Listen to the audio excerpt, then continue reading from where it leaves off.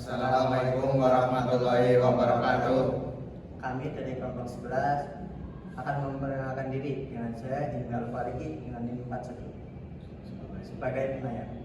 Saya Muhammad Azizul Mukmi dengan NIM 45 sebagai editor video. Dan saya Anam Fauzi dengan NIM 43 sebagai kameramen. Ya, di sini kami akan melakukan sesi wawancara dengan beliau Bapak Didit Arifin SPD dari pimpinan Muhammadiyah Cabang Kepasen yang ada di Kepasen. Tempatnya Desa Bentul, Kepasen. Ya, terus apa? Sekian dari kami. Wassalamualaikum warahmatullahi wabarakatuh. Assalamualaikum warahmatullahi wabarakatuh. Waalaikumsalam warahmatullahi wabarakatuh. Perkenalkan, kami dari kelompok 11. Saya Dava Sandi Pratama dengan NIM 39 dan teman saya Jinal Fariki. Saya dengan NIM 41. Di sini kami dengan narasumber kami Pak Didit. Oke, perkenalkan, nama saya Didit Arianto Arifin SLG MPD, kemudian jabatan di pimpinan cabang Muhammadiyah Kepasen adalah sebagai ketua umum atau ketua 1 pimpinan cabang Muhammadiyah Kepasen. Untuk pergantian antar waktu karena kemarin pimpinan cabang yang terpilih atau yang dipilih itu ada kendala yaitu meninggal dunia, sehingga saya yang sebagai ketua di bawahnya langsung naik untuk menjadi pimpinan cabang Muhammadiyah Kepasen. Demikian. Demikian kami akan memberi pertanyaan kepada Pak Didit ya, yang akan ditanyakan oleh rekan saya. Baik, pada kesempatan yang baik ini saya akan mempertanyakan beberapa pertanyaan. Yang pertama, sejak kapan pimpinan Muhammadiyah dan Aisyah ini berdiri, Pak? Kalau di Kepasen sendiri itu sebetulnya dulu sebelum berdiri sendiri pernah menggabung dari antara Kepasen dengan Patik Raja itu jadi satu. Nah, kemudian seiring dengan perkembangan zaman maka akhirnya kami di sekitar tahun 80-an itu akhirnya memisahkan diri dari cabang Patik Raja dan berdiri jadi cabang Kepasen. Begitu juga dengan Aisyahnya, karena Muhammadiyah dan Aisyah kan menyatu menjadi satu sama begitu. Jadi sekitar tahun 80-an itu sudah istilahnya kita menyendiri atau tidak gabung dengan dari pimpinan cabang Patik Raja begitu. Kita lanjut ke pertanyaan yang kedua, itu bagaimana proses awal berdirinya dan apakah ada kisah-kisah perjuangan yang menarik yang bisa diceritakan, Pak? Ya, awal berdirinya memang kita di sini ini istilahnya minoritas, Mas. Minoritas dalam arti jumlah kami itu sedikit. Nah, tapi waktu itu adalah hanya kurang lebih 7 orang.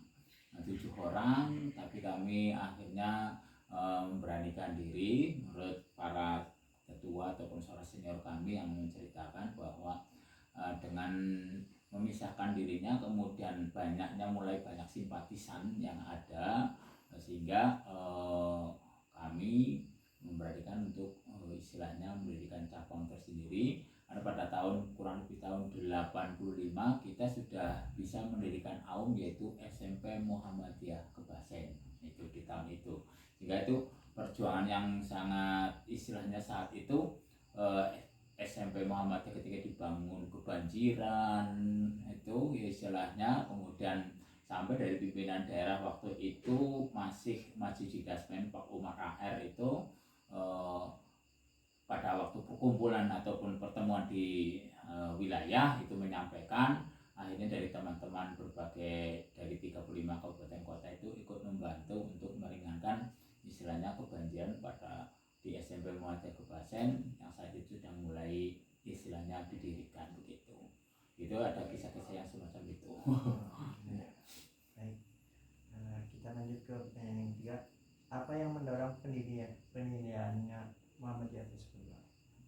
Kalau yang mendorong itu adalah kita ini istilahnya kan pergerakan, ya pergerakan Muhammadiyah, kemudian mendorong kepengin istilahnya mengamalkan apa yang ada di dalam Al-Quran dan As-Sunnah sesuai dengan garis yang disampaikan oleh Kiai Haji Ahmad Dahlan.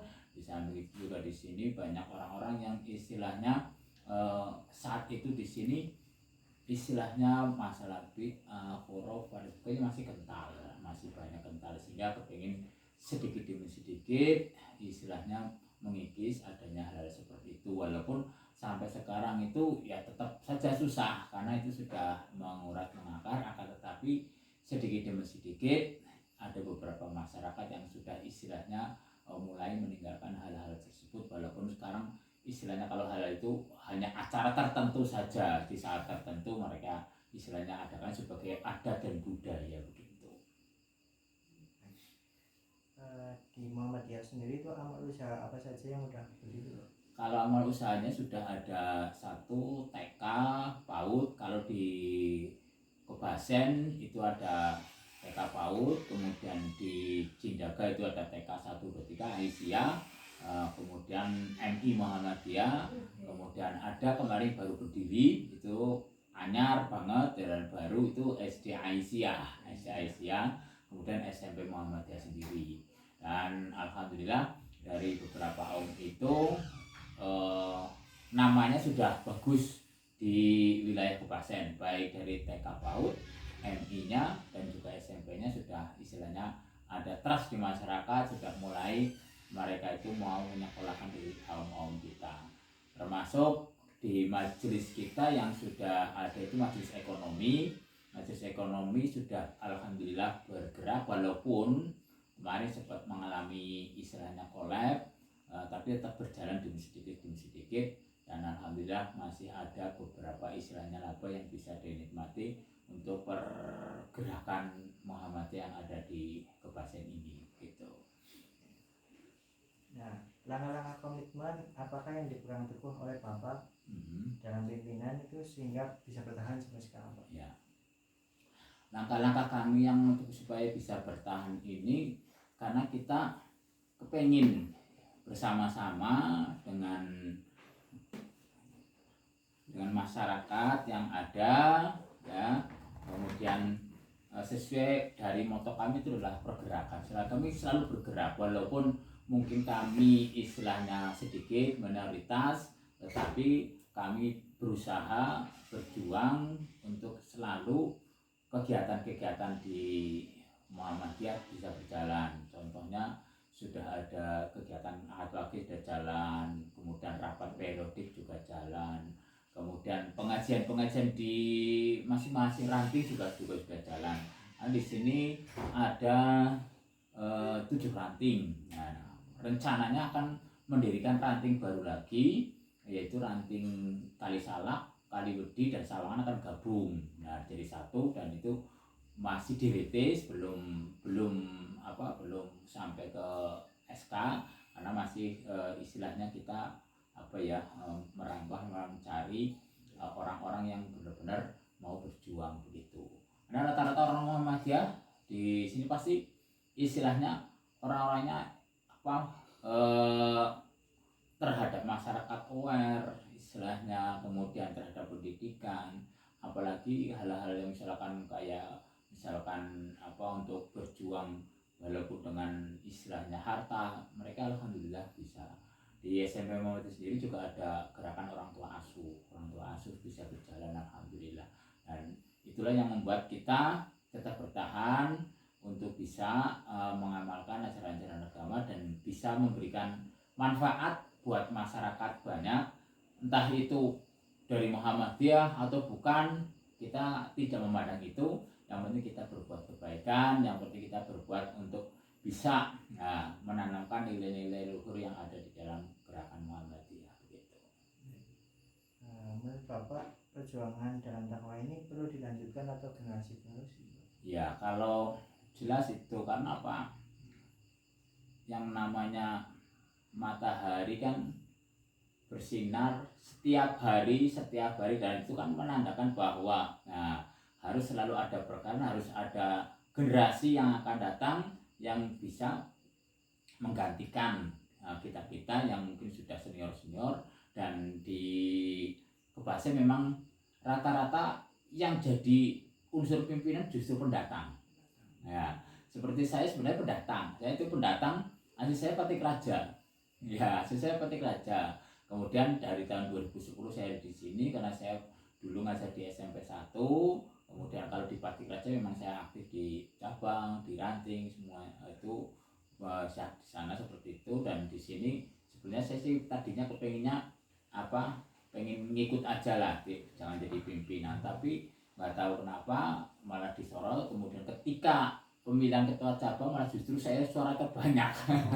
Walaupun saya terbanyak tapi saya tidak langsung jadi ketua karena ada formatur. Kemudian saya sampaikan kepada yang lebih senior, monggo yang lebih senior duluan. Nah, tapi yang lebih senior qadarullah dipanggil oleh Allah. Nah, sehingga itu seperti itu. Dan untuk pemudanya juga sudah ada sebenarnya, cuman pergerakannya masih pelan gitu, belum bisa istilahnya berbuat banyak, paling kokam, tapak suci. Rutinan kita untuk pemuda sebenarnya ada grup rutinan juga setiap istilahnya selapanan itu sebenarnya ada. Jadi untuk generasi perlu untuk istilahnya mereka selalu belajar supaya bisa mengikuti perkembangan zaman, apalagi zaman sekarangnya zaman istilahnya eranya digital, dan anak-anak muda inilah yang mestinya bisa menjadi generasi yang milenial, malah generasi Gen Z mungkin sudah sekarang ya.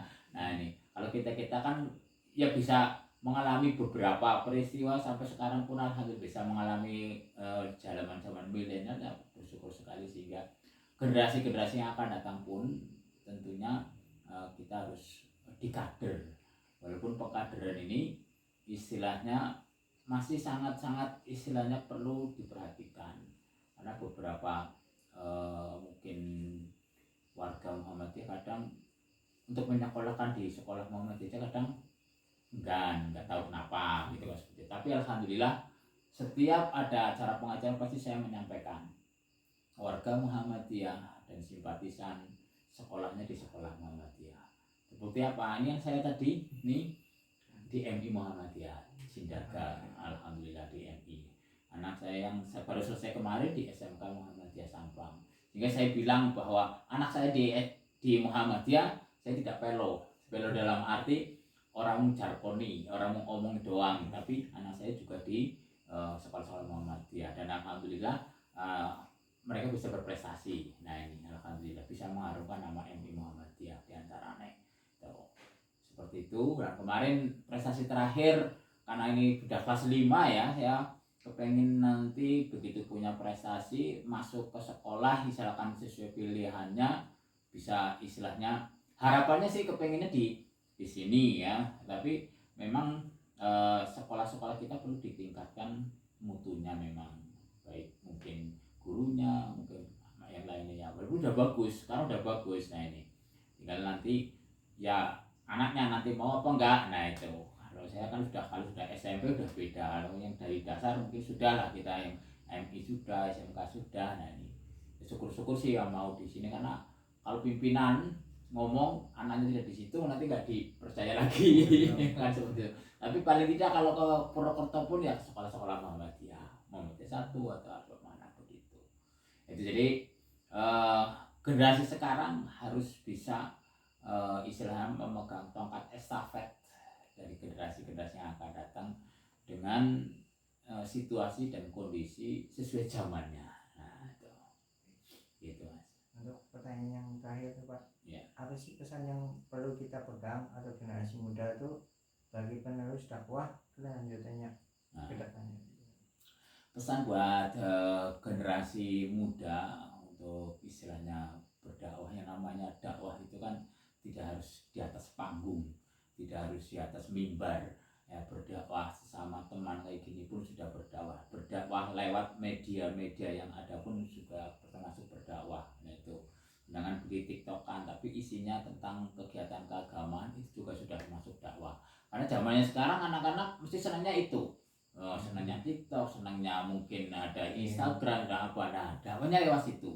Ya, baik mungkin tulisan, baik mungkin apa kegiatan apa yang terkait dengan kegiatan agama yang memberikan contoh bahwa dakwah jamaah dulu, dakwah jamaah ke jamaah, mungkin dari orang ke orang dan sebagainya, mungkin zaman saat itu sudah bagus, tapi kalau sekarang dengan media sosial harus seperti itu kan apa, rata-rata pasti pegang gadget, tidak mungkin tidak. Dan kalau begitu kan warnai dunia maya ini dengan kegiatan-kegiatan keagamaan yang istilahnya bisa memberikan pencerahan kepada masyarakat, pencerahan kepada mungkin generasi muda yang ada di sini.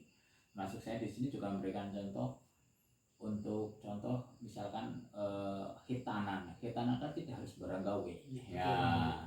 Dan ternyata saya mulai anak saya 4 itu tidak ada yang barang gawe ini. Rata-rata kan untuk mengikis itu, jadi sudah ke misalnya ke khitan, pulang ke rumah ngundang tetangga, kemudian isap syukuran, dan ini ternyata ditiru.